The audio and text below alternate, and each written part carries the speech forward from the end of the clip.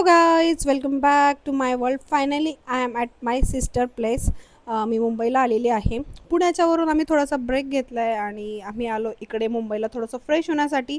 मस्त सकाळी जेवण वगैरे झालं, आवरलं आणि एवढं दुपारी झोपलो आहे आम्ही असं की डायरेक्ट आम्ही सायंकाळी उठलो आहे. मग सायंकाळी नाश्त्यासाठी उपमा बनवत होते मी इकडं मुलींसाठी वगैरे, आणि आम्हालाही थोडंसं खायला वगैरे. आणि इकडं रुद्राक्षीची एवढी भयानक मस्ती चालू आहे, बापरे विचारूच नका.